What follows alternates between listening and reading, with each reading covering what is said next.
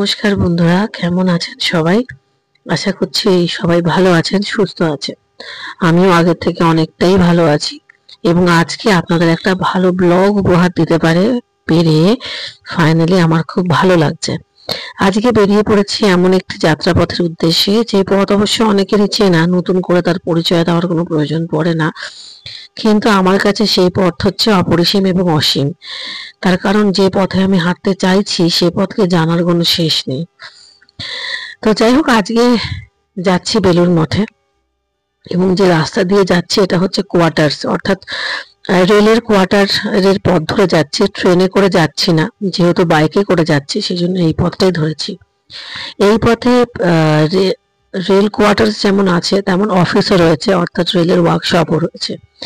যে সমস্ত কর্মীরা রেলে চাকরি করেন তারা এখানে নামেন, অর্থাৎ লিলুয়াতেই নামেন, এখানেই ওয়ার্কশপে চাকরি করেন এবং এখানেই হসপিটালেরও সুবিধা রয়েছে, অর্থাৎ রেলের হসপিটালের। গলাটা এখনো ঠিক হয়নি, তবে আগের থেকে অনেকটাই ঠিক, ওই জন্য ভয়েস ওভারের মাঝখানে একটু অসুবিধা হতে পারে। তো যাই হোক, এই মুহূর্তে যেখানে দাঁড়িয়ে আছে আর যেটার ভিডিও তুলছি সেটা হচ্ছে বেলুড় বাজার।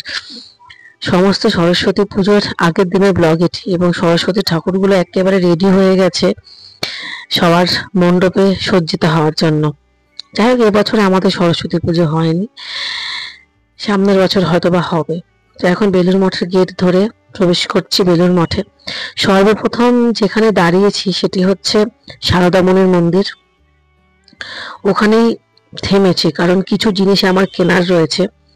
এখানে আমি একটু ইনফরমেশন দিয়ে রাখি আপনাদের, যারা আপনারা প্রথমবার বেলুড় মঠে আসবেন অর্থাৎ বা বেলুড় মঠে হয়তো বা কোনোদিনও আসেননি, তাদের জন্য এই ইনফরমেশনটি।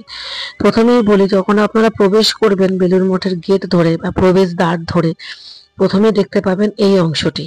এখানে একদিকে যেমন রয়েছে সারদা মনির মন্দির, তেমন অপরদিকে রয়েছে এর বিক্রয় কেন্দ্র। বেলুড় মঠের বিক্রয় কেন্দ্র থেকে আমি বেশ কিছু ছবি কিনেছি, সারদামণি, স্বামীজি এবং শ্রীরামকৃষ্ণের, এবং সেই সঙ্গে ধূপকাঠিও কিনেছি।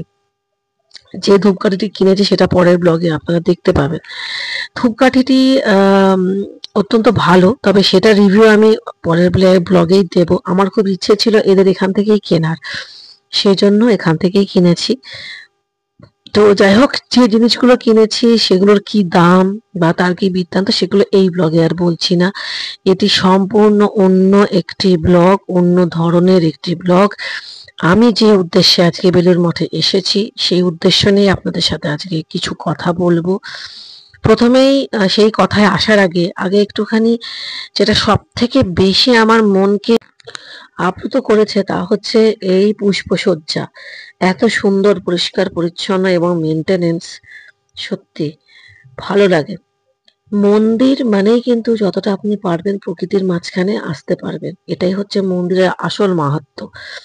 তো যাই হোক বন্ধুরা, এই মুহূর্তে এই সমস্ত কিছু ভিডিও যখন করছি আমার একটা জিনিস খুব অবাক লাগে, বেলুড় মঠে যতবারই এসেছি না কেন এত পরিষ্কার পরিচ্ছন্ন এদের পরিষেবা, সত্যি যেটা বলার নয়, এবং মেনটেনেন্স অত্যন্ত ভালো, অত্যন্ত ভালো। তো যাই হোক, চলুন এখন একটুখানি আপনারা বরঞ্চ এই ফুলসজ্জারই একটু আনন্দ উপভোগ করুন, তারপরে ফিরে আসছি আবার ব্লগে।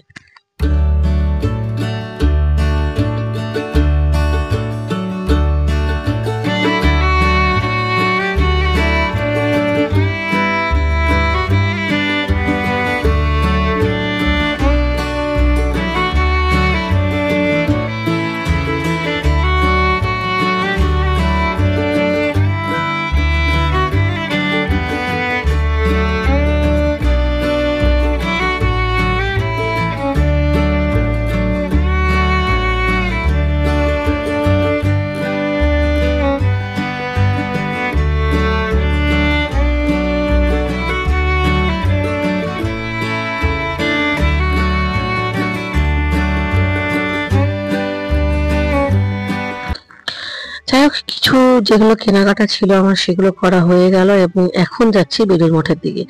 এই ভিডিওটা আমি ইচ্ছে করে কাট করিনি, যতটা পেরেছি আনকাট করেই ভিডিওটা রাখার চেষ্টা করেছি। তার কারণ বাইরের ব্লগ প্রথমত খুব একটা বেশি হয় না, আর যেহেতু ঘরের বাইরে খুব একটা বেশি বেরোনো হয় না আমাদের, সেই জন্য এই ব্লগটাকে পুরোপুরিভাবেই আমি রেখেছি, কোনো কাট করিনি।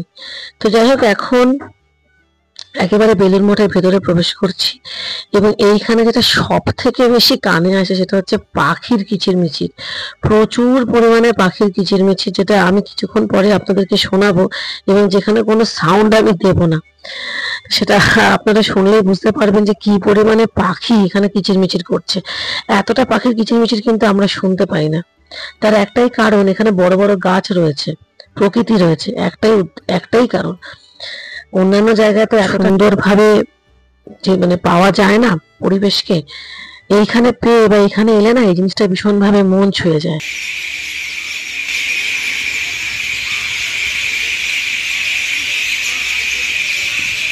বেলুড় মঠে বেশ কিছু দর্শনীয় স্থান রয়েছে, যেমন ধরুন শ্রীরামকৃষ্ণের মন্দির, স্বামীজির আবাস কক্ষ, তার লাগানো আম গাছ ইত্যাদি। আপনারা এলে অবশ্যই এগুলিকে দেখবেন এবং আশা করছি আপনাদের ভালো লাগবে। আমি আজকে একটাই কারণে এসেছি বেলুড় মঠে, সেটা হচ্ছে আমার দীক্ষা গ্রহণের ইচ্ছে আছে। এটা আমি আগের ব্লগেও বলেছি। প্রথমে আপনাদের বলে রাখি, যারা আপনারা বেলুড় মঠে দীক্ষা নিতে চাইছেন তাদের ক্ষেত্রে একটাই প্রসেস, সেটা হচ্ছে আপনারা এখানে আসবেন, এখানে যে বিক্রয় কক্ষ আছে সেখানে যাবেন, তাদের সাথে একটু কথা বলবেন যে কিভাবে করে আমি দীক্ষা নিতে পারি। তারা আপনাকে 4টি বই পড়তে দেবে। সেই 4টি বই কি কি সেটা আমি পরের ব্লগে আপনাদেরকে অবশ্যই দেখিয়ে দেবো, এই ব্লগে আর সেগুলো রাখছি না।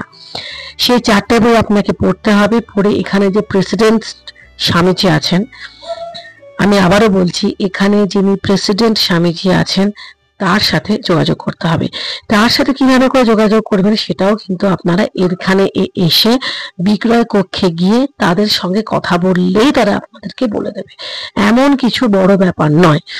আরো একটা ইনফরমেশন আমি দিয়ে দিই, এই 4টি বই পড়ার পরে যখন আপনি প্রেসিডেন্ট স্বামীজির সঙ্গে দেখা করবেন, তিনি আপনাদের সাথে কথা বলবেন।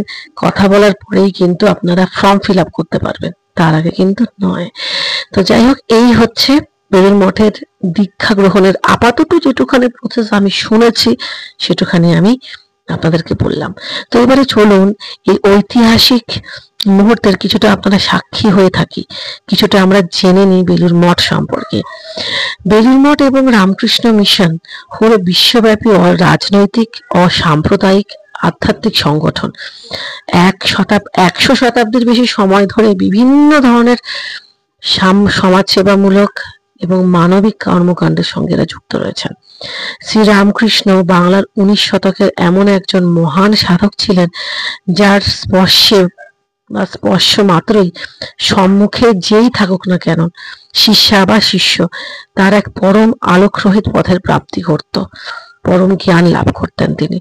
স্বামীজি, যিনি কিনা শ্রীরামকৃষ্ণের প্রধান শিষ্য ছিলেন, তিনিও কিন্তু শ্রীরামকৃষ্ণকে দেখে মুগ্ধ হয়েছেন, তার কাছ থেকে শিক্ষা গ্রহণ করেছেন। আমরা আর কতটুকু মানুষ বলুন, আমি বা কতটুকু মানুষ। তবে সরস্বতী পুজোর আগের দিন তো গিয়েছিলাম রামকৃষ্ণ বেলুড় মঠে।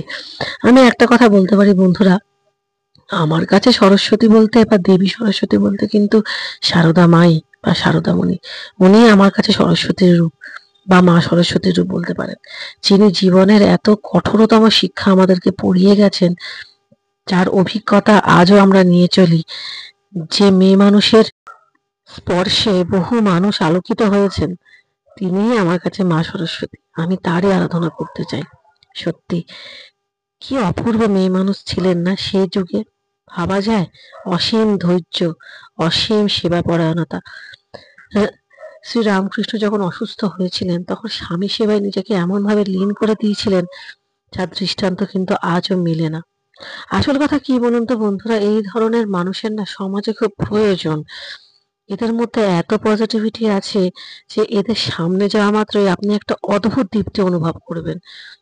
সেই জন্য আমি মনে করি শ্রী রামকৃষ্ণ, স্বামীজি এবং সারদামণির ছবি প্রত্যেকটা ঘরে থাকাটা খুব প্রয়োজন। আজকাল আধুনিক সমাজে আধুনিক মনোভাবাপন্ন ছেলে মেয়েদের জন্য কিন্তু এরাই দৃষ্টান্ত। আগেও ছিল, এখনো আছে, ভবিষ্যতেও হয়তো বা থাকবে। তো যাই হোক বন্ধুরা, এখন সন্ধে নেমে গেছে, সান্ধ্য আরতি শুনেছি, দেখেছি। আজকে সান্ধ্য আরতিতে যখন বসেছিলাম তখন ঠাকুরের একেবারে সামনাসামনি বসেছিলাম। জানি না কেন আমার কাছে মনে হয়েছে যে শ্রী রামকৃষ্ণ যেন আমাদেরই মতন, উনি যেন শিশু, উনার মন যেন খুবই শিশুর মতন পবিত্র এবং নির্মল। জানি না কেন তখন আমার চোখে জল এসে গেছিল। কেন এসে গেছিল, কি কারণ জানি না। এটা উপলব্ধি, এটা সম্পূর্ণ মনের ব্যাপার। এর ব্যাখ্যা আমি আপনাদেরকে দিতে পারবো না। তবে এটুকু বলতে পারি, বেলুড় মঠের পরিবেশ, রাম ঠাকুরের, শ্রী রামকৃষ্ণের সামনে বসার যে উপলব্ধি আমার আজ ঘটেছে, তা আমার এত বছরে ঘটেনি। হয়তো বা এই কারণেই যে আমার মনের ভেতরে কোথাও গিয়ে হয়তো কিছুটা আমূল পরিবর্তন ঘটেছে। আমিও হয়তো আধ্যাত্মিক পথে হাঁটতে চাইছি। আর আধ্যাত্মিক পথ শুনে হয়তো অনেকের হাসি পেতে পারে, কিন্তু একটা কথা বলে রাখি, বিশেষ করে যাদের হাসি পাচ্ছে, আধ্যাত্মিকতা কিন্তু অত সহজ নয়, অত সহজলভ্য জিনিসও নয়। তো যাই হোক বন্ধুরা, আপাতত এটুখানি পর্যন্ত ব্লগটা শেষ করি। সবাই ভালো থাকবেন, সুখে থাকবেন, শান্তিতে থাকবেন।